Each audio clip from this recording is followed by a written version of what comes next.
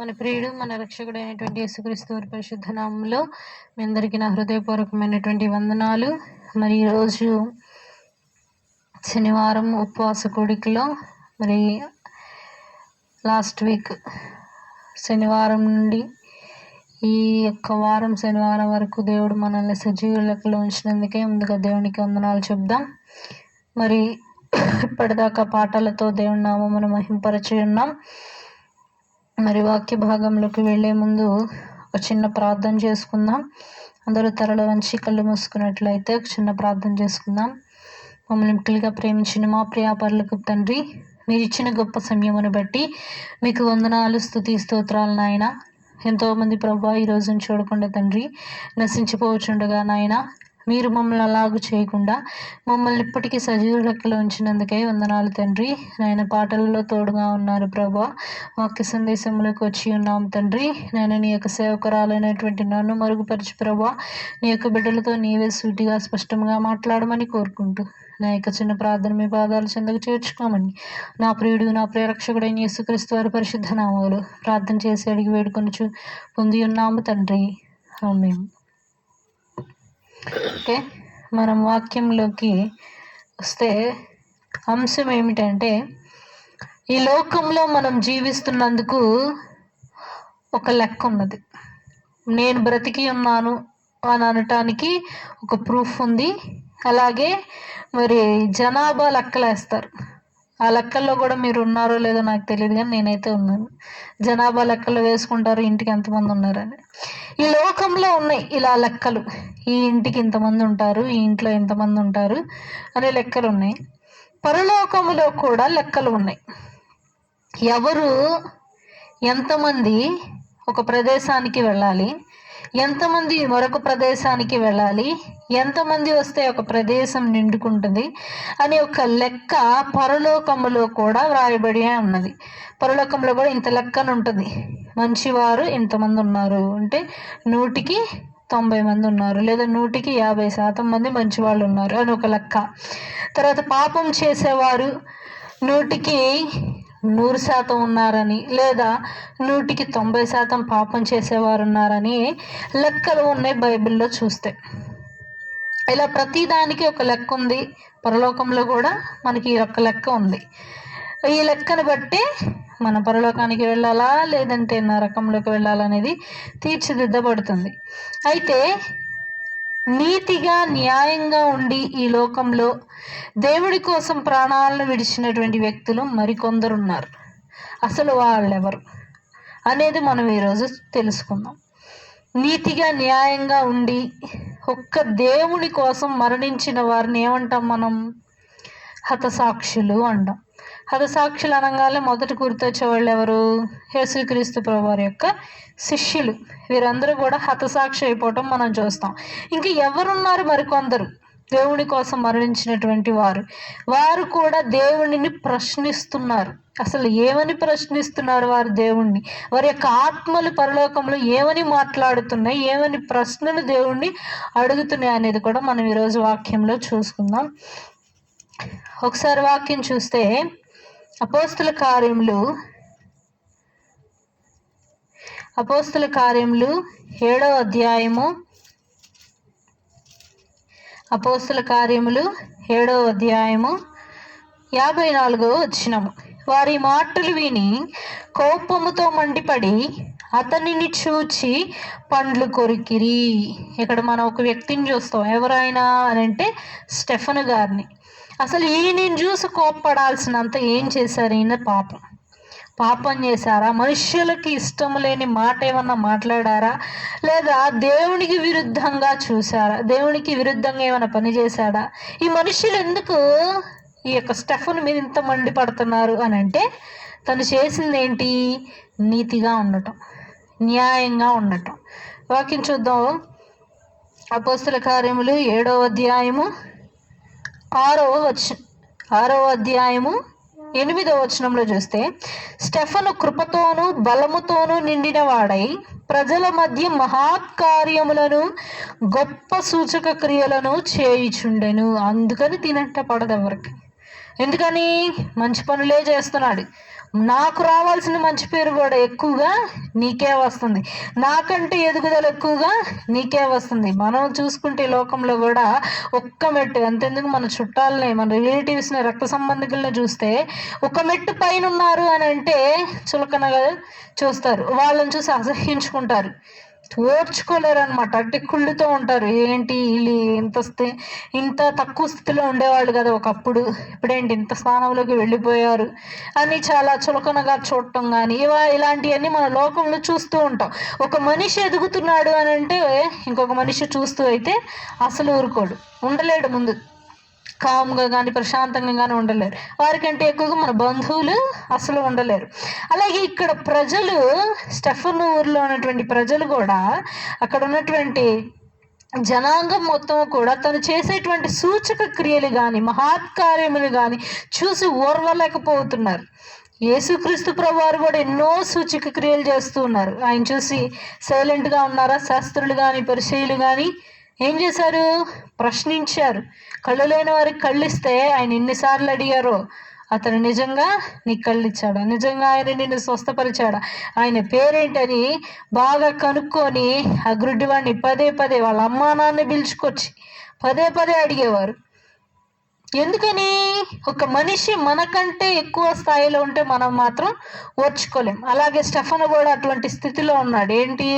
దేవుని యందు భయము భక్తితో ఉన్నాడు, ప్రజల యందు పేరు కూడా ఉంది, మంచి పేరు సంపాదిస్తూ వస్తున్నాడు. అందుకని ఆ ప్రజలందరికీ కూడా తనంటే కోపం బాగా. యేసుక్రీస్తు ప్రభువారి మీదకి నిందన ఎలా వేశారో తిని మీదకి కూడా అలాగే నిందన వేయటం మనం చూస్తాం. ఏంటి ఆ నింద అంటే ఒకసారి వాక్యం గమనిద్దాం. అపోస్తల కార్యములు 6వ అధ్యాయము 12వ వచనము.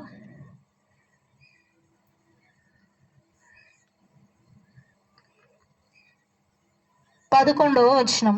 అప్పుడు వారు, వీడు మోషే మీదను దేవుని మీదను దూషణ వాక్యములను పలుకగా మేము వింటిమని చెప్పుటకు మనుష్యులను కుదుర్చుకొని.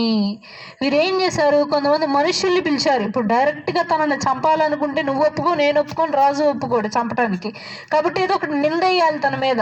తను తప్పు చేశాడని నిరూపించాలి. తను తప్పు చేశాడని నిరూపించాలంటే తను తప్పు చెయ్యాలి. తను తప్పు చేస్తాడా అంటే చెయ్యడు. మరి నువ్వేం చేయాలి? అందుకని ఏం చేస్తారు వీళ్ళు? కొంతమంది మనుషుల్ని పిలిచి నువ్వు ఈ మాట చెప్పు, మోషేని ఇలా అంటున్నారు. తర్వాత కింద వాక్యంలో మరి చెప్తారు, వారు ఈ మనుష్యుడు ఎప్పుడును ఈ పరిశుద్ధ స్థలమునకును మన ధర్మశాస్త్రమునకును విరోధముగా మాట్లాడుచున్నాడు. తిని ఏం చేస్తున్నాడు అని చెప్తున్నారు? ధర్మశాస్త్రమునకు విరోధంగా మాట్లాడుతున్నాడని నిందన వేశారు. అలాగే ఇంకేం చెప్పారు? మోషే మీదను దేవుని మీదను దూషణ వాక్యములను పలుకుతున్నాడనే ఒక నిందను తిని మీద వేశారు. వేయంగాల యొక్క నిందలన్నిటికీ కూడా స్టెఫను సమాధానం ఇచ్చాడా అనంటే సైలెంట్గానే ఉన్నాడు.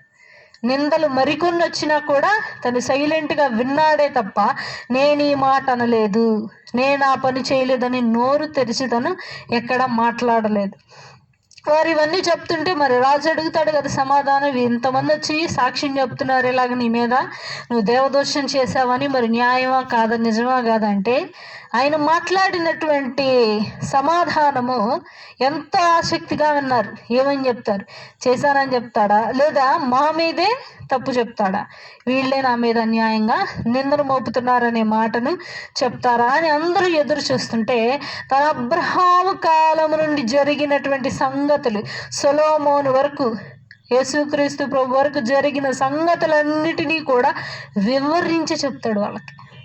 అబ్రహాము కాలంలో ఆయన ఇలాగా యెహోవా దేవుడు ఊరి నుంచి రమ్మంటే వచ్చాడు. యెహోవా దేవుడు తనకి వాగ్దానం ఇచ్చాడు, నిన్ను మరింత ఇసుక రేణువులు ఎలా ఉన్నాయో అంత జనాంగంగా నిన్ను విస్తరింపజేస్తానని దేవుడు ఇచ్చాడు. వాక్యం అవన్నీ చెప్పుకుంటూ వచ్చి ఇజ్రాయేలీల గురించి, మోషే గురించి ఇవన్నీ చెప్పి వచ్చిన తర్వాత లాస్ట్లో మాట అంటాడు ఆయన. ఒకసారి ఆ మాట చూద్దాం. అపొస్తలుల కార్యములు 7వ అధ్యాయము 51వ వచనము. ముష్కరులారా, హృదయములను చెవులను దేవుని వాక్యమునకు లోపరచని లోపరచ నొల్లని వారులారా అంటే వీరు దేవునికి లోపడరు. ఇంకా దేనికి లోపడరు? నీతికి కానీ న్యాయానికి కానీ వీళ్ళు తలవంచరు. మరి దేనికి వీళ్ళు ఎక్కువగా ధైర్యంగా ఉంటారు? పాపం చేయటానికి ధైర్యంగా ఉంటారు ఆ జనాంగం. దేనికి ఉంటారు? పాపం చేయటానికి మాత్రం ధైర్యంగా ఉంటారు. లోబడినటువంటి ప్రజలారా మీకే చెప్తున్నాను ఈ మాట అని వారందరికీ గుచ్చుకునేలాగా మాట్లాడతారు స్టెఫన్ గారు. తర్వాత, మీ పితరుల వలె మీరును ఎల్లప్పుడూ పరిశుద్ధాత్మను ఎదిరించుచున్నారు. పితరులు అని అంటే ఎవరు? అబ్రహాం గురించి, వీళ్ళందరి గురించి చెప్పాడు. మరి వీళ్ళందరూ ఎక్కడ ఎదిరించారు దేవుణ్ణి? ఎందుకని స్టెఫన్ గారు ఈ మాట అన్నారు? పితరులలాగే మీరు కూడా పరిశుద్ధాత్మను ఎదిరిస్తున్నారు అని అంటే మనకి ఎవరు గుర్తుకు రావాలి? ఇజ్రాయేలీయుల ప్రజలు గుర్తుకు రావాలి. వారు ఎందుకు ఎదిరించారు దేవుణ్ణి? ఎందుకు ప్రశ్నించారు? వారిని ఐగుప్తు దేశంలో నుంచి బయటికి రప్పించినా కూడా చిన్న ఆహారం లేకపోయినా, దాహం తీరకపోయినా ఏమనేవాళ్ళు? దేవుడు అరణ్యంలో తీసుకొచ్చి చంపడానికి మమ్మల్ని తీసుకొచ్చింది ఐగుప్తు నుండి బయటికి. అక్కడుంటే కూరగాయలు తినేవాళ్ళం, చక్కగా మాంసం తినేవాళ్ళం. ఎంత ప్రశాంతంగా ఉన్న జీవితాన్ని ఇట్లా అంధకారంలోకి తీసుకొచ్చారా మీరు అని దేవుణ్ణి ప్రశ్నించేవాళ్ళు. అయినా దేవుడు ఓపిక పట్టి మోషే ద్వారా వాళ్ళు నడిపిస్తూ వచ్చాడు. అయినా మళ్ళీ తిరిగి ప్రశ్నించేవాళ్ళు. అయినా మమ్మల్ని తీసుకొచ్చింది యొక్క దూడ అని ఒక బంగారు దూడకు తయారు చేసుకున్నారు. అంటే వారు మెయిన్గా ఎవరిని మర్చిపోయారు? బయటికి తీసుకొచ్చిన దేవుణ్ణి మర్చిపోయారు. తిరిగి ఎవరిని బ్లేమ్ చేశారు? దేవుణ్ణే బ్లేమ్ చేశారు. అంటే పరిశుద్ధాత్మను వారు ఎదురిస్తూనే వచ్చారు. పితరులలో చూస్తూ వస్తే మనం సొలొమోను కానీ వీరందరూ కూడా దేవునికి విరుద్ధంగా జీవించి పరిశుద్ధాత్మను ఎదిరిస్తూనే వచ్చారు. మరి వారిని చూసి కూడా మీరు బుద్ధి తెచ్చుకోకుండా మీరు కూడా మీ పితరుల వలె ఎందుకు దేవుణ్ణి ఎదిరించి మాట్లాడుతున్నారనే మాట తను పలకడం చూస్తాం మనం. మీరును ఎల్లప్పుడూ పరిశుద్ధాత్మను ఎదిరించుచున్నారు. మీ పితరులు ప్రవక్తలలో ఎవరిని హింసింపకయుండిరి. అంటే పితరులందరూ కూడా ఏం చేశారు? ప్రవక్తల్ని హింసిస్తూనే వచ్చారు.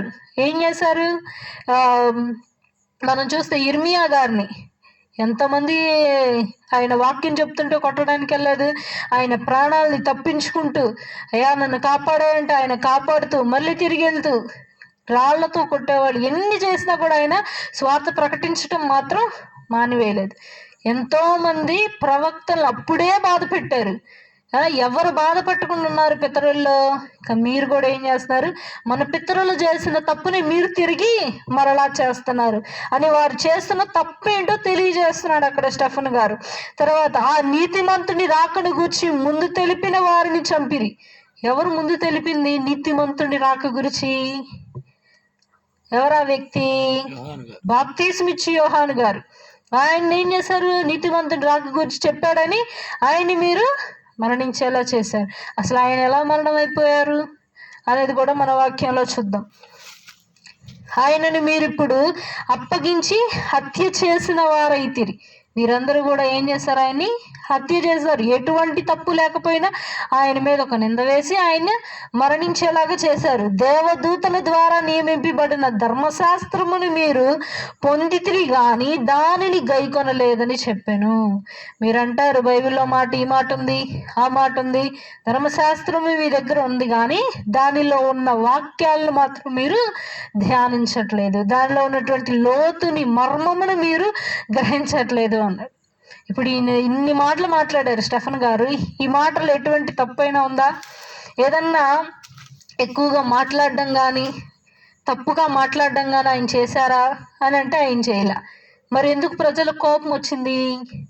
మన మనుషుల్లో కూడా చూస్తే నువ్వు ఈ తప్పు చేస్తున్నావు సరి చేసుకో అని అంటే మనిషికి ఏమొచ్చింది? సామాన్యంగా కోపం వచ్చింది.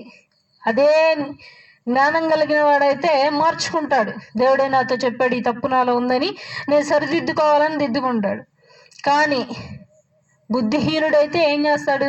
నువ్వు చేస్తున్న తప్పులన్నీ తను చేస్తున్న తప్పులన్నీ చెప్పావనుకో, వెత్తి పొడుస్తున్నావు అంటే నువ్వు న్యాయంగా ఉన్నావు అనుకుంటున్నావు, ముందు నాకు చెప్తున్నావు, ఈ మాటలన్నీ తీస్తాడే కానీ తను చేసిన తప్పులు మాత్రం ఒప్పుకోడు.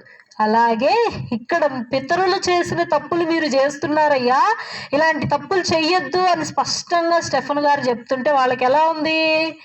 నన్ను ఎదిరించి మాట్లాడుతున్నారు, నాలో తప్పు ఎతుకుతున్నాడు, అయ్యి అంత నీతిమంతుడు అతి నన్ను కోపం వచ్చింది వాళ్ళకి. వెంటనే వాళ్ళు ఏం చేశారు? వారు మాటలు విని కోపముతో మండిపడి అతని చూచి పండ్లు కొరికిరి. అంటే కోపం వస్తుంది, నాలో తప్పులు ఎతుకుతున్నాడు, మా పితరులు చేసినట్టు నేను చేస్తున్నాను అంటున్నాడు. ఇన్ని మాటలు మాట్లాడేసరికి ఆయన కోపం వచ్చింది. వాళ్ళందరూ కోపం వచ్చేసరికి వాళ్ళు ఏం చేస్తారు, చివరికి ఆయన రాళ్లతో కొట్టి చంపుతారు. ఆయన మాట అంటారు, ఆకాశంలో నాకు యేసుక్రీస్తు ప్రభు వారి కుడి పార్శ్వం ముందు, దేవుని కుడి పార్శ్వం ముందు కూర్చున్నట్టు నాకు కనబడుతుంది అంటున్నాడు. అనగానే మాకెవరికి కనబడింది, నీకెట్ట కనబడుతుందని ఇంకా కోపం వచ్చింది. వాళ్ళకి కోపం వచ్చి వెంటనే వాడు రాళ్ళు తీసుకొని చంపేయడం జరుగుతుంది. రాళ్ళు రువి తనను చంపినప్పటికీ కూడా ఆ క్షణంలో తను ఏం చేశాడు, మోకాళ్ళ ప్రార్థన చేశాడు. ఈ యొక్క నిందను వాళ్ళ మీద మాత్రం నీవు మొప్పవద్దు. ఇలాంటి మాటే యేసుక్రీస్తు ప్రభువారు కూడా చెప్తారు. సిలువ వేసినప్పుడు ఈ ప్రజలకి ఏమీ తెలియదు, దీన్ని క్షమించేసే అదే ఒక పని ఇక్కడ స్టెఫన్ గారు కూడా చేయటం మనం చూస్తాం. మరి ఈ స్టెఫన్ గారు యేసుక్రీస్తు ప్రభువారికి మాదిరిగా జీవించారా, జీవించలేదా? ఖచ్చితంగా జీవించారు. ఈరోజు ఎంతమంది స్టెఫన్ గారి లాగా యేసుక్రీస్తు ప్రభువారికి మాదిరిగా జీవిస్తున్నారు? ఎవరు జీవించట్లేదు. ఎవరి ఇష్టానుసారంగా వారు జీవిస్తున్నారు. ఇది నా లైఫ్ అంటున్నారు, నా రూల్స్ అంటున్నారు, నా ఇష్టం వచ్చిందే నేను చేస్తాను, పక్కన వాళ్ళు చెప్పింది నాకు అనవసరం, ఇది నా లైఫ్ కదా, నేనే కదా డెసిషన్ తీసుకోవాల్సింది, ఏదైనా చేయటానికి నేనే కదా నాకు నచ్చాల్సింది. పని చేయాలంటే నా తల్లిదండ్రుల అనుమతి ఎందుకు తీసుకోవాలి, దేవుని అనుమతి ఎందుకు తీసుకోవాలి? ఇంకొంతమంది అయితే మొహం మీద చెప్తాడు, దేవుడే లేడు అసలు. ఇదంతా సైన్స్ మీద నేడతారు అంతా. సైన్సే ఇంకా అసలు ఈ సైన్స్ రావడానికి, సైన్స్ అంటే ఏంటి, సృష్టిలో జరిగేటువంటిది సైన్స్ అంటున్నారు. అసలు ఆ సృష్టిని చేసినటువంటి దేవుడిని గుర్తించట్లేదు ఎవరు. ఆ సృష్టి లేకపోతే నువ్వు ఎవరి మీద చెప్తావు? అప్పుడు దేవుడు అంటావు. కానీ ఇప్పుడు సృష్టి అంటూ ఒకటి ఉంది కాబట్టి సృష్టి చేసిందంతా ఇదే మొత్తం దీని మీద అంటున్నాం. దేవుడిని మాత్రం లెక్క చేయట్లేదు. తర్వాత మరి తను చూస్తే మన దేవుని కోసం అన్యాయంగా మరణించిన వ్యక్తిలో మనల్ని స్టెఫన్ని తీసుకోవచ్చు. తర్వాత మరొక వ్యక్తి చూస్తే మనందరికి తెలిసిన వ్యక్తి ఆదికాండము 4వ అధ్యాయంలో 1 నుంచి 16 వచనాల్లో మనకు కనబడతారు. అతను ఎవరో కాదు, హేబేలు గారు, ఆదాము అవ్వలకు పుట్టినటువంటి మొదటి సంతానం. ఈ యొక్క కయ్యేను హేబేలు వీళ్ళిద్దరూ కూడా దేవునికి అర్పణ ఇస్తారు. దేవుడు ఎవరి అర్పణను అంగీకరిస్తాడు, ఎవరి అర్పణ యందు లక్ష్యం ఉంచుతాడు దేవుడు అని అంటే హేబేలు అర్పణనే దేవుడు తీసుకుంటాడు, కయ్యేను అర్పణ దేవుడు అంగీకరించాడు. మరి ఈ యొక్క అంగీకరించకపోవటంతో ఈయన ఏం చేస్తాడు, తమ్ముడిని చంపేస్తాడు. అక్కడికక్కడే మరణించేలాగా తన్ని చంపేస్తాడు. ఆ యొక్క రక్తం ఏం చేస్తుంది అంటే దేవునికి మొరబెట్టుకుంటుంది. ఏమని, ఏ తప్పు చేయలేదు నేను, ఏ పాపము చేయలేదు నేను, ఏంది ఒకళ్ళని కొట్టలేదు, తిట్టలేదు, నేను ఎందుకు చనిపోవాలి? నేను చనిపోవడానికి గల కారణం ఏంది? అసలు నువ్వు నన్ను చూడవా, నా వైపు చూడని ఆ రక్తం ప్రార్థన చేస్తూ ఉంది, మొరపెట్టుకుంటూ ఉంటే అప్పుడు దేవుడు కయ్యేనుతో మాట్లాడి తనకు వేసినటువంటి శిక్ష ఏంటి, కయ్యేనికి అంటే దేశదిమ్మరవైపోతావు అనేటువంటి శిక్షను వేస్తాడు. తర్వాత మన రెండో వ్యక్తిగా హతసాక్షి అనేటువంటి వ్యక్తిగా, అన్యాయంగా మరణించిన వ్యక్తిగా మనం హేబేల్ని తీసుకోవచ్చు. తర్వాత మరొక వ్యక్తి వచ్చేసి మత్తయి సువార్త 14వ అధ్యాయం. ఇక్కడ చూసాం మనం, స్టెఫన్ గారు చెప్తారు, ఆ నీతిమంతుని రాకను గూర్చి ముందు తెలిపిన వారిని చంపితిరి. ఎవరా రాకను గూర్చి తెలిపినటువంటి వ్యక్తి? బాప్తిస్మిచ్చి యోహాను. మరి ఆయన అసలు ఎలా మరణించారు అనేది మనం చూద్దాం. మత్తయి సువార్త 14వ అధ్యాయము 1వ వచనం నుంచి చదువుదాం. ఆ సమయమందు చతుర్థాధిపతి అయిన హేరోదు యేసును గూర్చిన సమాచారము విని, ఇతడు బాప్తిస్మమిచ్చి యోహాను, అతడు మృతులలో నుండి లేచి ఉన్నాడు, అందువలననే అద్భుతములు అతని యందు క్రియరూపములగుచున్నవని సేవకులతో చెప్పాను. ఎలయనగా నీవు నీ సోదరుడైన ఫిలిప్పు భార్యగు హేరోదియాను ఉంచుకొనుట న్యాయము కాదని యోహాను చెప్పగా, హేరోదు ఆమె నిమిత్తము యోహానును పట్టుకొని బంధించి చెరసాలలో వేయించి ఉండెను. ఏమన్నా తప్పు చెప్పాడా? ఒక పొరుగువాని భార్యను నీవు ఉంచుకుంటున్నావయ్యా, అది కరెక్ట్ కాదని చెప్పటం తప్పు కానే కాదు. అయినా కూడా ఏం చేశాడు, ఆ మాట అన్నందుకు ఫిలిప్పు భార్యను నీవు ఉంచుకుంటావు హేరోదు, నువ్వు అలా ఉంచుకుంటాం కరెక్ట్ కాదు, పలానా భార్యను, కాబట్టి ఇది తప్పు పని అని చెప్పినందుకు తనను తీసుకెళ్ళి చెరసాల్లో వేస్తాడు. వెంటనే చెరసాల్లో వేసేసాడు, అయిపోయింది. చెరసాల్లో వేసినప్పుడు తన యొక్క జన్మదినోత్సవం వస్తుంది. హేరోదు యొక్క జన్మదినోత్సవం వచ్చినప్పుడు హేరోదు యొక్క భార్య, వాళ్ళకి పుట్టిన కూతురు ఉన్నది, ఆమె నాట్యం చేస్తుంది ఆయన ముందు. హేరోదు ముందు నాట్యం చేసిన తర్వాత ఆయన ఒక ప్రమాణం ఇస్తాడు, ఆయన ఒక వాగ్దానం చేస్తాడు. ఏమని? నీవు నా ముందు, నా జన్మదినోత్సవం ముందు చాలా చక్కగా నాట్యం ఆడితివి, కాబట్టి నీకేం కావాలో చెప్పు, నేను ఖచ్చితంగా దాన్ని తెచ్చిస్తాను. నీకు నేను తక్షణమే నీకు తెచ్చిస్తాను. రెండో వాక్యం చూద్దాం. వారి మధ్య హేరోదు జన్మదినోత్సవం వచ్చినప్పుడు హేరోదియా కుమార్తె వారి మధ్య నాట్యమాడి హేరోదును సంతోషపరచను గనుక ఆమె ఏమి అడిగినను ఇచ్చేదనని అతడు ప్రమాణపూర్వకముగా వాగ్దానము చేసాడు. వాగ్దానము అంటే నువ్వు ఖచ్చితంగా చేయాల్సిందే, నీకు వాగ్దానం ఇచ్చావు నేను పలానా చేస్తానని అని అంటే ఆ యొక్క కార్యం నువ్వు ఖచ్చితంగా చేయాలి.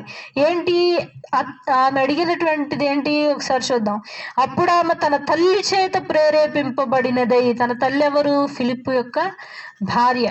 ఇక్కడ చూస్తాం మనం, నీవు నీ సోదరుడైన ఫిలిప్పు భార్యకు హేరోదియాను ఉంచుకొనుట న్యాయము కాదని చెప్పాడు. అంటే ఈ యొక్క మాట హేరోదుకు ఒక్కడికే బాధ కలుగజేయలా, తన భార్యకు కూడా బాధ కలిగి చేసింది. తిన్యాయం చెబుతున్నాడా మాకు? నేను ఎవరితో ఉండాలి కూడా తిన్నాక చెబుతాడా అని చెప్పి ఈమెలో కూడా కుళ్ళు కుతంత్రం ఉంది. భర్త ఉందంటే ఇవి కూడా పంచుకుంది కొంచెం బాగానే. అయితే వీళ్ళ అమ్మకి యోహాన్ అంటే కోపం ఉంది అని ఈ యొక్క కుమార్తె తెలుసుకొని తన తల్లి చేత ప్రేరేపింపబడినదై ఏమడుగుతుంది? యోహాను తల నాకు కావాలని అడుగుతుంది. ఎవరి తల? బాప్తిస్మం ఇచ్చి యోహాను తల నాకు కావాలంట. ఆ మాట వినంగానే అందరూ ఆశ్చర్యపోయారు. ఇప్పుడు ఈ యొక్క హేరోదు ఇవ్వాలా వద్దా? మాట ఇచ్చిన ప్రకారం వాగ్దానం చేశానంటే నువ్వు ఖచ్చితంగా చేయాల్సిందే ఆ కార్యం. కాబట్టి కష్టంగా, మరి అడిగింది కదా, నేను మాట ఇచ్చేశాను కదా అని చెప్పి తన కష్టంగా తన యొక్క తలను, యోహాను తలను నరికి తీసుకొస్తారు. ఇప్పుడు ఈ యోహానుని చంపటం వల్ల వాళ్ళకి వచ్చినటువంటిది ఏమైనా ఉందా? లాభం ఏమైనా ఉందా? పోనీ ఆశీర్వాదం ఉందా? ఏమీ లేదు. వచ్చినటువంటి లాభం యోహానికి ఏంటి? తన పరలోకంలో స్థానాన్ని సంపాదించుకుంటాడు. అదే తనకి వచ్చినటువంటి గొప్ప బహుమానం. అలా తల నరికి ఇచ్చేస్తాడు, కూతురు అడిగింది కదా అని చెప్పి. ఇలా మనం మూడో వ్యక్తిని చూడొచ్చు, అన్యాయంగా దేవుని కోసం మరణించినటువంటి వ్యక్తిగా. తర్వాత మరొక వ్యక్తిని చూద్దాం. లూకాసు వార్త 16వ అధ్యాయము. లూకాసు వార్త 16వ అధ్యాయము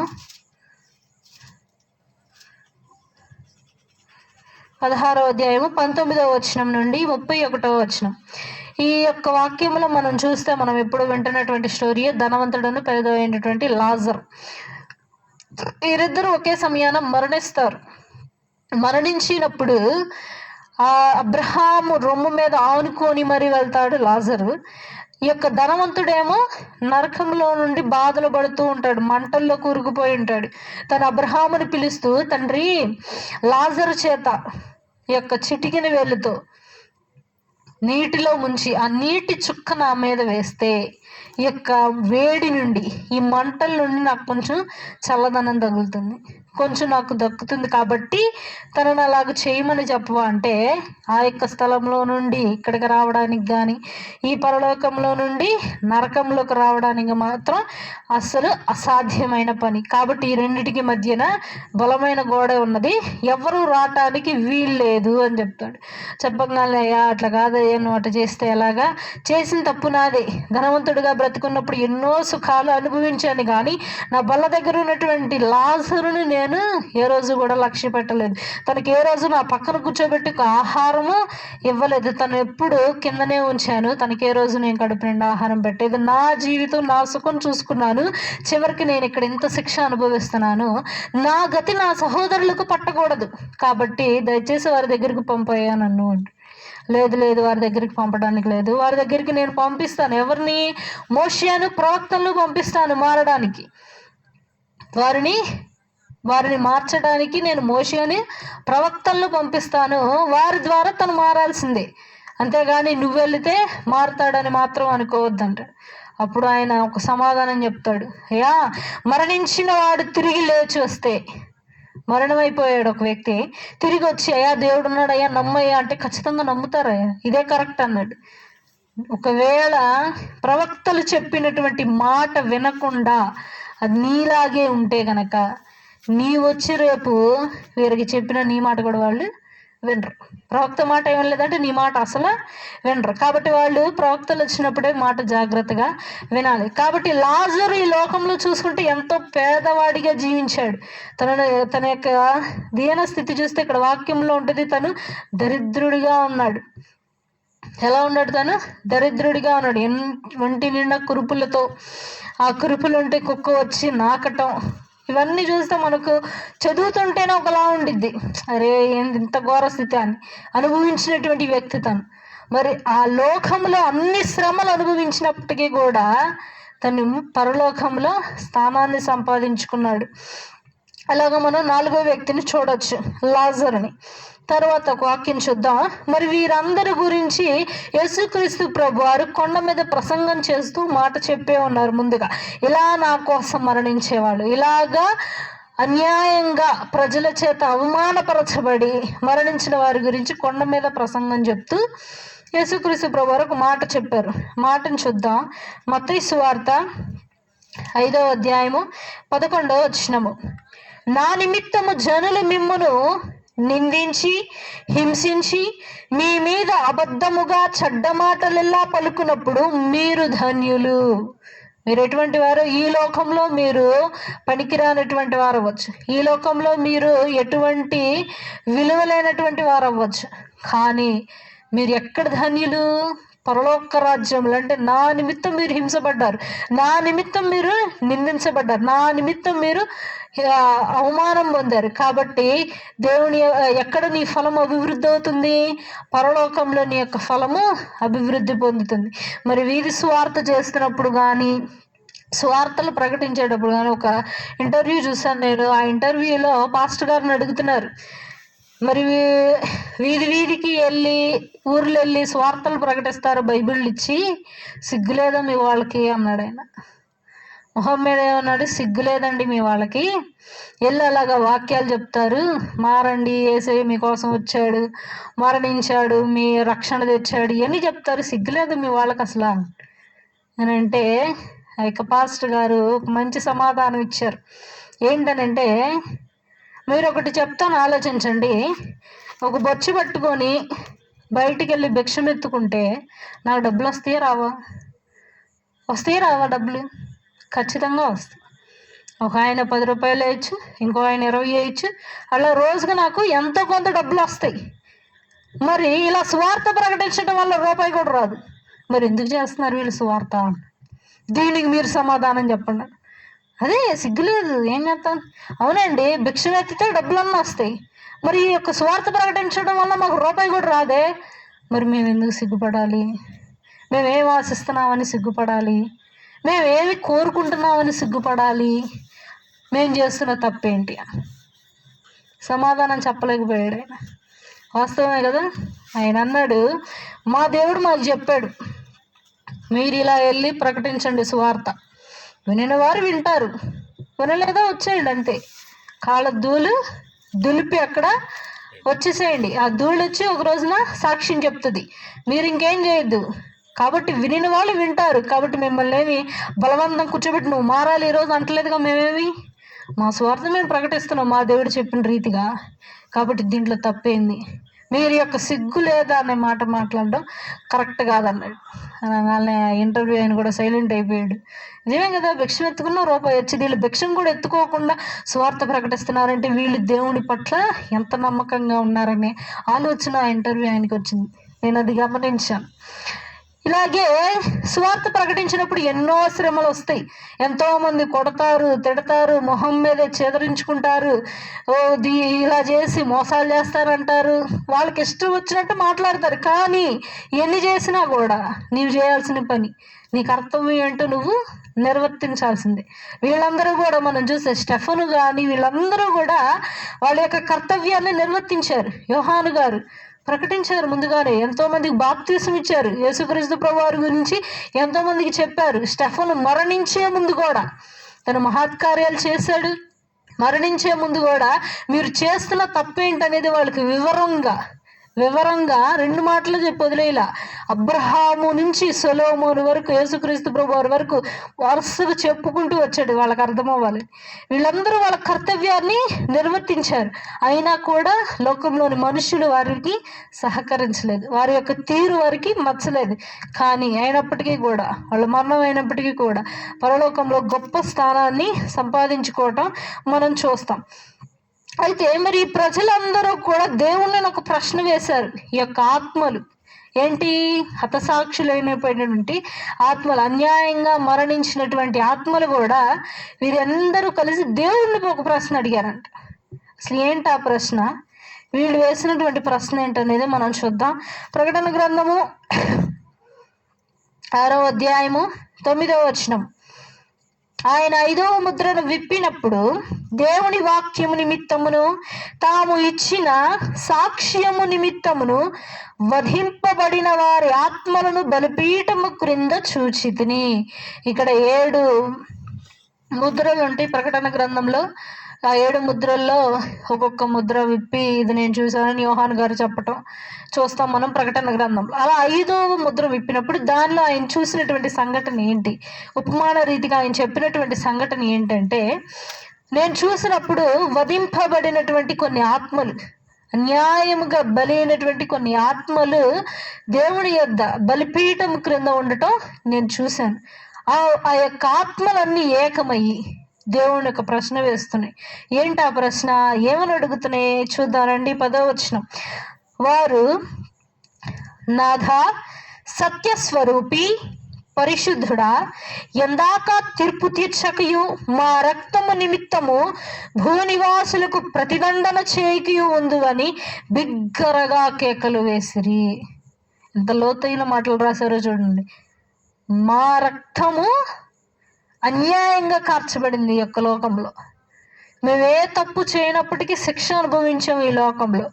మరి మమ్మల్ని ఇన్ని బాధలు పెట్టిన ఈ జనాంగానికి తీర్పు తీర్చవా? ఎప్పుడు తీర్పు తీరుస్తావు వీళ్ళకి నువ్వు అని ఆత్మలన్నీ కూడా అడుగుతున్నాయి దేవుణ్ణి. అప్పుడు దేవుడు వాళ్ళకి సమాధానాన్ని ఇస్తున్నాడు. చూడండి. తెల్లని వస్త్రము వారిలో ప్రతివానికి ఇయ్యబడెను, మరియు వారి వల్లనే చంపబడబో వారి సహదాసుల యొక్కయు సహోదరుల యొక్కయు లెక్క పూర్తి అగు వరకు ఇంకా కొంచెం కాలము విశ్రమింపవలనని వారితో చెప్పబడెను. కాబట్టి ఏం చెప్పాడు దేవుడు వాళ్ళకి సమాధానం? మీరు చెప్పింది కరెక్టే. మీరు అన్యాయంగా ఈ యొక్క లోకంలో ఎన్నో బాధలు అనుభవించారు, నా పేరట నిందలను అవమానించారు, నిందల్ని అవమానాలని భరించారు. ఓకే, వారికి మీరు తీర్పు తీర్చమంటున్నారు, సరిగానే ఉంది.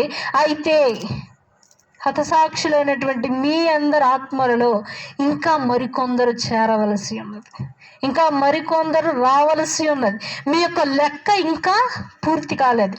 కాబట్టి మీ లెక్క పూర్తయ్యేంత వరకు మీరు విశ్రాంతి తీసుకోండి అని చెప్తున్నారు. అంటే ఏంటి?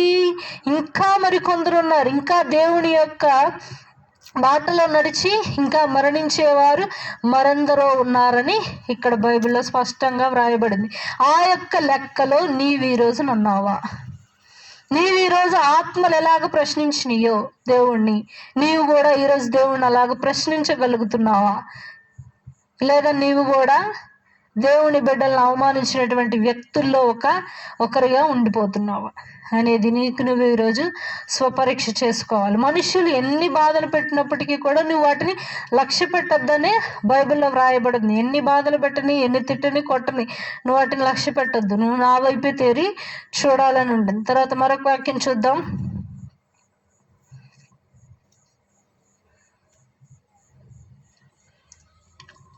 యెషయా గ్రంథము 51వ అధ్యాయము యెషయా గ్రంథము 51వ అధ్యాయము 7వ వచనము చూస్తే, మనుష్యులు పెట్టు నిందకు భయపడుకుడి, వారి దూషణ మాటలకు దిగులు పడకుడి. ఎలాంటి మాటలు మాట్లాడతారు వాళ్ళు? తీయటి మాటలు మాట్లాడరు. దేవుడి సేవ చేస్తూ ఉంటే ఎలాంటివి మాట్లాడతారు? దూషణ మాటలు మాట్లాడతారంట. అలాంటి మాటలకు నువ్వు అసలు భయపడద్దు, నువ్వు అసలు కృంగపడద్దు, నువ్వేమీ ఆలోచించదు వాటి గురించి. నువ్వు ముందుకు నడుచుకుంటా ఓకే. స్పష్టంగా చెప్తుంది, మనుష్యులు పెట్టు నిందకు భయపడుకుడి, వారి దూషణ మాటలకు అస్సలు నీవు దిగులు పడద్దు. నేను ఎప్పుడైతే ప్రసంగం చెప్పడం ప్రారంభించానో, ప్రసంగం చెప్పడం అయిన తర్వాత వీడియోలు అప్లోడ్ చేసిన తర్వాత కామెంట్లో చాలామంది చాలా రకాలుగా మాట్లాడేవారు. ఏంటేంటో వాళ్ళకి బైబిల్ మొత్తం తెలుసు అన్నట్టు మాట్లాడేవాళ్ళు. ఏమన్నంటే ఇవే ఎక్కువగా లోతు గురించి, లోతు కుమారులు చేసిన తప్పుల గురించి, ఇంకా వీళ్ళందరూ వీటన్నిటి గురించి తీసేవాడు బయటికి. అంతేగాని దానిలో ఉన్న నీతిని కానీ న్యాయాన్ని కానీ, బైబిల్ అసలు నీతే లేదు న్యాయమే లేదని చెప్పి మాట్లాడడం, ఇలా వచ్చి మీరు డబ్బులు తీసుకొని వెళ్తున్నారు, ఇలా దశంభాగాల కోసం మీరు ఇట్లాంటి రూపం వేసుకొని వచ్చారు, ఇవన్నీ మాట్లాడుతున్నారు. చదువుకోవచ్చు కదా దీని బదులు. నేను ఒకటే చెప్తున్నాను, నేనేం చదువుకోకుండా అయితే వచ్చి బైబిల్ చెప్పుకుంటా సందాల కోసం మేము రాలేదు. ఒకళ్ళు పిలిస్తే అసలు రాలేదు, పక్కన వాళ్ళు చూసి అసలు రాలేదు. నేను కోర్సు చదువుతున్నాను, చదువుతూనే దేవుని సేవ చేస్తున్నాను. ఆ యొక్క కామెంట్లు విన్నప్పుడు నాకు ఫస్ట్ ప్రసంగం చేసినప్పుడు 2 years బ్యాక్ చేసినప్పుడు ఆ మాటలు వినగానే నాకు ఎందుకో బాధ వేసింది. ఒక్కసారిగా ఇంత ఘోరంగా మాట్లాడుతున్నారు వీళ్ళు అని బాధేసి ఆలోచిస్తూ ఉన్నా. ఏంటయ్యా ఏంటి ఈ మాటలు, ఇలా మాట్లాడుతున్నారు ఏంటి, ఇంతగా మాట్లాడుతున్నారు ఏంటి, నేను తట్టుకోలేకపోతున్నాను ఆ మాటలని అని నాకు నేను మాట్లాడుకొని దేవునికి ప్రార్థన చేసుకుంటూ ఉంటే, అప్పుడు ఆయన అన్నాడు, ఆ మనుష్యులు పిలిస్తే నిన్ను తీసుకోవాలా నేనేమి దేవుని సేవలోకి, లేదా నీ యొక్క సహోదరులు చెప్తే తీసుకోవాలా, లేదా నీ ఇరుగు పొరుగు వారు చెప్తే నేను తీసుకోలేదు. ఈ మనుష్యులను లక్ష్య పెట్టవద్దు. నిన్ను ఏర్పరచుకున్నది నేను, నువ్వేంటో నాకు తెలుసు. ప్రసంగం ఇచ్చేటువంటి గొప్ప ధన్యత నీకెందుకు ఇచ్చాననేది నీకు తెలుసు. కాబట్టి మన ఇద్దరికి ఒక అండర్స్టాండింగ్ ఉంది. ఈ మనుషులు ఎన్ని అనుకున్నా కూడా నువ్వు వాటిని పట్టించుకోవద్దు అన్నాడు దేవుడు ఆ రోజు.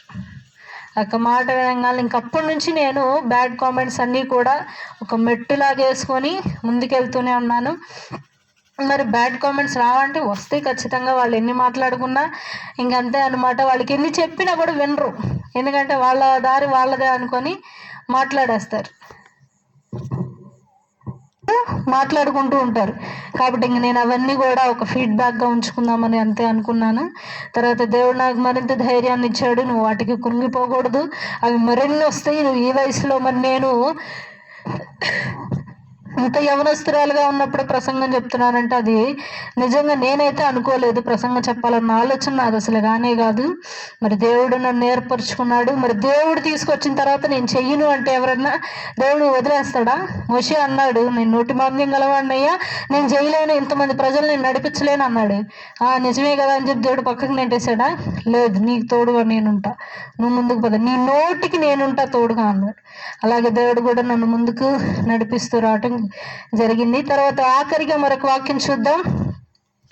యెషయా గ్రంథము 43వ అధ్యాయము 18వ వచనం. యెషయా గ్రంథము 43వ అధ్యాయము 13వ వచనం.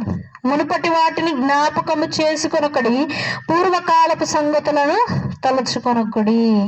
కాబట్టి నీకు వెనుక ఎంత భారము మోసినప్పటికీ కూడా వాటన్నిటినీ మరచిపోయి దేవుడిలోకి మరి నూతనముగా రావాలనేది దేవుడు ఈరోజు ఆశపడుచున్నాడు. కాబట్టి అందరూ కూడా, మరి నూతన సంవత్సరం వచ్చింది. మరి మా పిల్లల సండే స్కూల్ పిల్లల మీ రిజల్యూషన్ ఏంటరా? ఈ సంవత్సరం అని అడిగితే, అక్క ఈ సంవత్సరం నుంచి సండే స్కూల్కి వద్దాం అనుకుంటున్నాను కరెక్ట్ టైంకి. ఈ సంవత్సరం నుంచి నేను బూతులు మాట్లాడడం ఆపేద్దాం అనుకుంటున్నాను. ఈ సంవత్సరం నుంచి నేను అబద్ధాలు చెప్పడం మానేద్దాం అనుకుంటున్నాను. ఈ సంవత్సరం నుంచి నేను అమ్మానానికి ఎదురు చెప్పడం ఆపేద్దాం అనుకుంటున్నానని వాళ్ళందరూ ఆ చిన్న వయసులోనే నేను అడుగుతుంటే చక్కటి సమాధానాలు చెప్తున్నాను. ఈ సంవత్సరం నీ యొక్క రిజల్యూషన్ నువ్వేం పెట్టుకున్నావో అది నీ యొక్క స్వపరీక్షగా నేను వదిలేస్తున్నాను. దేవుడైతే చెప్తున్నటువంటి మాట ఒకటే, పూర్వకాలంలో జరిగినటువంటి బాధలు కానీ సంఘటనలు కానీ నీకు ఒక పాఠాన్ని నేర్పడానికి నేను నీ యొక్క జీవితంలోకి అనుమతించానే కానీ వాటిలోనే ఉండి నీవు ఆ యొక్క జీవితాలనే ఉంచాలని, ఆ యొక్క బాధల్లోనే నేను చిరకాలం ఉంచాలనేది దేవుని యొక్క ఆలోచన కాదు. మరి నూతన సంవత్సరం వచ్చింది, నూతనమైన గుణాలను కూడా మీరు అలవర్చుకోవాలని దేవుడు ఈరోజు మీ అందరికీ సెలవిస్తున్నాడు. ఈ పరిశుద్ధ వాక్యం దేవుడు దీవించి మన వినికిడిలో ఆశీర్వదించును గాక. ఆమేన్. మనందరి తలలో వంచి కళ్ళు మూసుకున్నట్లయితే ఆఖరి ప్రార్థన ఆశీర్వాదంతో గృహాలకు వెళదాం. పరిశుద్ధుడు పరిశుద్ధుడు పరిశుద్ధుడు అని ప్రధాన దూతలతోనూ మానవ కోటి సమూహములతోనూ పొగడబడుచున్నటువంటి తండ్రి, మీకు వందనాలు, స్తుతి, స్తోత్రాలు నాయన. ఎంతో మంది ప్రభా ఈ రోజును చూడకుండా తండ్రి నశించిపోవచ్చుండగా నాయన, మీరు మమ్మల్ని అలాగూ చేయకుండా మమ్మల్ని ఇప్పటికీ సజీవ లెక్కలో ఉంచి ఉన్నారు. అందరి బట్టి వందనాలు తండ్రి. ఈ రోజునైనా ఉపవాస కూడిక ప్రభా శనివారం రోజునైనా ప్రారంభం నుంచి ముగింపు వరకు మీరే తోడుగా ఉండి నడిపించాడు తండ్రి. పాటల ద్వారా మీ నామం మహింపరచబడిందని నమ్ముచున్నాం నాయన.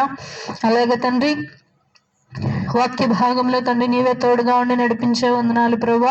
వాక్య రూపంలో నాయన నన్ను మరుగుపరిచి ప్రభా, నీ యొక్క బిడ్డలతో నాయన మేము మాట్లాడినటువంటి విధమును బట్టి వందనాలు ప్రభా. నిజమే తండ్రి, ఈ యొక్క లోకంలో ప్రభా జనాభా లెక్కల్లో మేము ఉన్నామే కానీ తండ్రి నాయన తండ్రి ఆకాశంలోనైనా బలిపీఠం దగ్గర ప్రభా మాట్లాడుతున్నటువంటి ఆత్మలలో కానీ తండ్రి అది సాక్షులు అయిపోయినటువంటి వారుగా నాయన ఆ యొక్క ఆత్మల్లో లెక్కల్లో మేమున్నామా లేదా అనేది ప్రభా ఈరోజు నిజంగానే మాకు ఒక ప్రశ్నగా మిగిలిపోయింది తండ్రి. నాయన మీ యందు ప్రభా మేము భయభక్తిగా జీవించి తండ్రి నాయన నీకు సాక్షులుగా జీవించి ప్రభా ఎన్ని నిందలు మాకు వచ్చినప్పటికీ కూడా ప్రభా నీ యందు తండ్రి నీ బాటలో నడుస్తూ ప్రభా మీకు సాక్షులుగా జీవించే కృపను దయచేయండి ప్రభా. ఆ యొక్క లెక్కలో తండ్రి మమ్మల్ని కూడా మీరు ఉంచమని కోరుకుంటున్నాను ప్రభా. తండ్రి నాయన రక్షణలోకి రానివ్వటం రాని ప్రభా నీవే రక్షణలోకి తీసుకురమ్మని కోరుకుంటున్నాను ప్రభా. ఎవరైతే నాయన నీ నామమును దూషిస్తున్నారు, నేను ఎవరైతే నీ నామమును ప్రభా వెక్కిరింప చేస్తున్నారు వారందరినీ ప్రభా నీవేనైనా క్షమించవేమని కోరుకుంటున్నాను ప్రభా. నీవే తండ్రి నాయన ఎలాగైతే స్టెఫను గారి ప్రభా నేను ఆఖరి నిమిషంలో మరణించబోయే నిమిషంలో కూడా తండ్రి నాయన వారందరినీ క్షమించి కానీ తను మరణించలేదు ప్రభా. అలాగే మేము కూడా తండ్రి క్షమించే గుణాలను ప్రభు నిన్నెన్ని దూషించినా కూడా ప్రభా వారిని మేమేమనుకున్న తండ్రి మేము కూడా అలాగ క్షమించేటువంటి మనస్తత్వమును మాకు దయచేయండి తండ్రి. అటువంటి తగ్గింపు మనస్తత్వమును మాకు దయచేయండి ప్రభా. నీవే తోడుగా ఉండి నడిపించండి తండ్రి. రేపు జరగబోయేటువంటి ఆదివారం ఆరాధన కూడికలో నీవే తోడుగా ఉండండి నాయన. ప్రారంభం నుంచి ముగింపు వరకు తోడుగా ఉండండి తండ్రి. జరిగే సండే స్కూల్ కార్యక్రమాల్లో తోడుగా ఉండండి నాయన. అలాగే తండ్రి మేమందరం గృహాలకు వెళ్ళుచుండగా నీవే మా క్షేమాన్ని దయచేయండి నాయన. మందిరానికి ఎవరైతే ప్రభు ఏ యొక్క సమస్యలతో వచ్చి ఉన్నారో వారిని జ్ఞాపకం చేసుకోండి తండ్రి. ఎవరైతే అనారోగ్యాలతో బాధపడుతున్నారో వచ్చారో నాయన వారిని నీవే ముట్టి స్వస్థపరచండి నాయన. ఎవరైతే అప్పుల బాధలతో వచ్చి ఉన్నారో నాయన వారిని నీవే ప్రభు ఆ అప్పుల బారి నుంచి నాయన తప్పించమని నీవే కోరుకుంటున్నాను తండ్రి. ఆ అప్పులను తీరిపోవటకు నీవే సహాయం చేయమని కోరుకుంటున్నాం నాయన. ఎవరైతే ప్రభు డబ్బు అవసరతతో వచ్చి ఉన్నారో వారిని జ్ఞాపకం చేసుకోండి తండ్రి. వారికి కావలసిన సమృద్ధి ధనములు వారికి దయచేయండి నాయన. ఎవరైతే గర్భఫలం లేక బాధపడుతున్నారో వారికి గర్భఫలాన్ని దయచేయండి నాయన. అలాగే తండ్రి ఎవరైతే వివాహం కాలేదని బాధపడుతున్నారో వారికి వివాహం అవుటకు నీవే సహాయం చేయండి నాయన. ప్రతి ఒక్కరిని కొంతమంది ప్రభు నాయన మనుష్యులతో కూడా చెప్పుకోలేనటువంటి సమస్యలతో బాధపడుతూ వచ్చి ఉన్నారు నాయన. వారిని నీవు జ్ఞాపకం చేసుకోండి ప్రభా తండ్రి. నేను వారి యొక్క సమస్యలు కూడా నాయన నీవు తెలుసుకొని ప్రభా నీవేనైనా బయటికి తీసుకురమ్మని కోరుకుంటున్నాను తండ్రి. ఆ యొక్క నాయన ప్రతి ఒక్క జనాన్ని నీవే దీవించి మరింతగా ఆశీర్వదించమని కోరుకుంటున్నాను. నా యొక్క చిన్న ప్రార్థన మీ పాదాల చెంతకు చేర్చుకోమని నా ప్రియుడు నా ప్రియరక్షకుడైన యేసుక్రీస్తు వారి పరిశుద్ధ నామమున ప్రార్థన చేసి అడిగి వేడుకొని పొంది ఉన్నాము తండ్రి. ఆమేన్. ఎక్కువసేపు